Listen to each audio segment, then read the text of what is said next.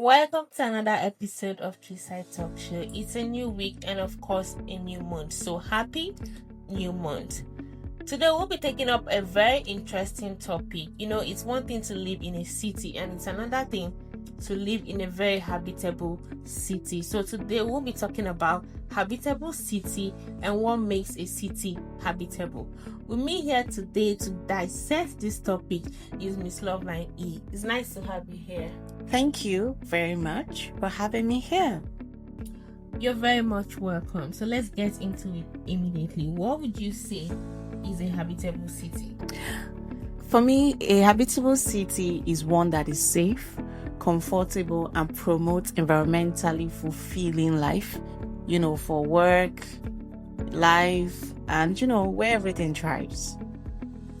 Okay, and safe, environmentally fulfilling life. All right, but what exactly would you say makes an environment or a city habitable?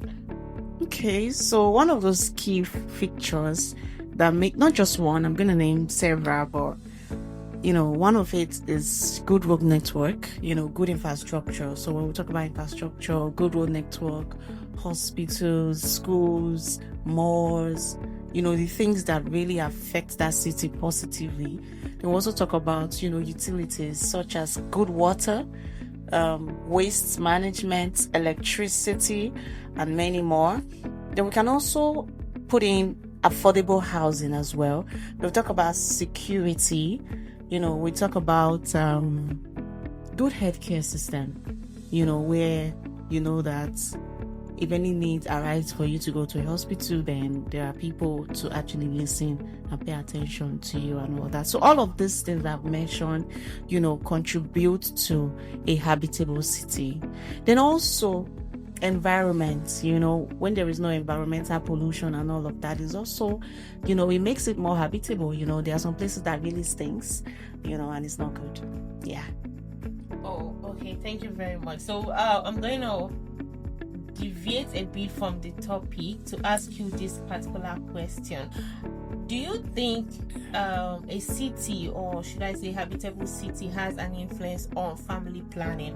Because it's one thing, it's easy for a young single guy or lady to, live in a particular city and be able to maneuver the whole environment drama or the whole thing that comes with living in that city. But at the end of the day, you hear them make statements like, I can't grow a family here, I'm not going to have my kids here, this and that and that and this. So do you think a city or habitable city has an influence on family planning?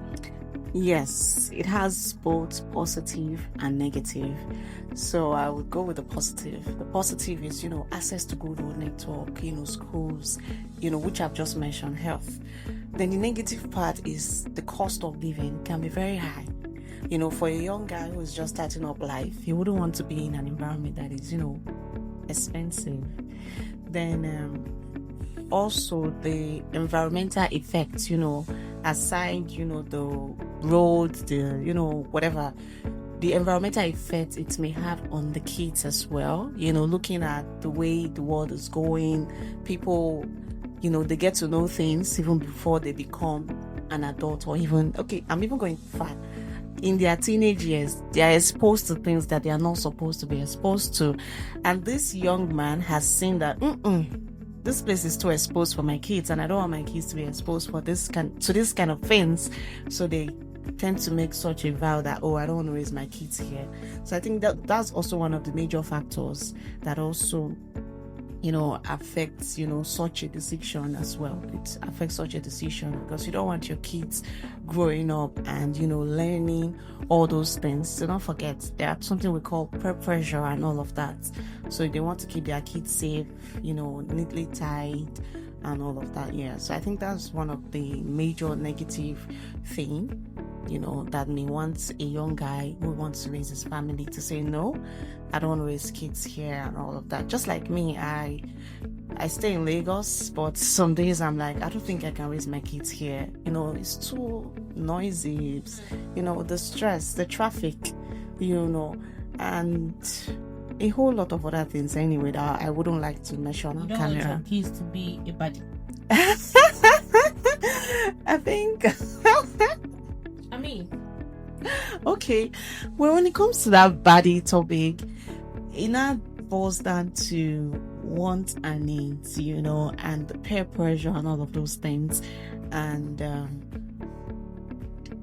I don't know, but the stereotype, that really surrounds, bodies and all of that, I don't think I want that for my kids as well. So I just want them to really have a decent, life where they can just grow and just, the normal way of life and not be easily influenced by. There's this trend that was going on, I think about 2 weeks ago, where this iPhone 17 that, just launched, people are literally converting iPhone SR to iPhone 17, and that's also bad influence as well that led to that, because why won't you be contented with what you have?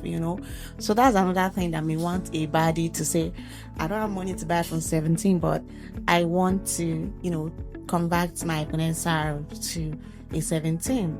Then we get to the other luxurious kind of lifestyle that you may not be able to afford, but you want to have them. The lifestyle of if you're on break, you can't really go to some clubs in Lagos because they look down on you. So if you don't wear a bone straight to club, you're not a body. I'm trying to wonder who made that rule that you must go to club, or some settings with human hair. Okay, on this, I feel like we are still on the topic, but let me just add to this now. There was a lady, she went for Big Brother Niger show a couple of, months back. She made a video that you cannot be going to a party and not wear a wig. And people really did bash her. She was like, she's standing on her 10 toes. That is what she said, and it is, and all of those things. People are like, but it's not like you even have luxurious wigs, so what is your problem? Why are you so fixated on you must wear a wig? He said yes, because braid is not meant for, all events and all of that. But guess what? A few months later, she barbed her hair. And she's going everywhere with her barbed hair. And people are like, why did you change your mind? So that's another thing. So such a person may have this influence. Obviously, there are people that like her and all those things. And she says these people, run with it. And the next moment, she's barbing her hair.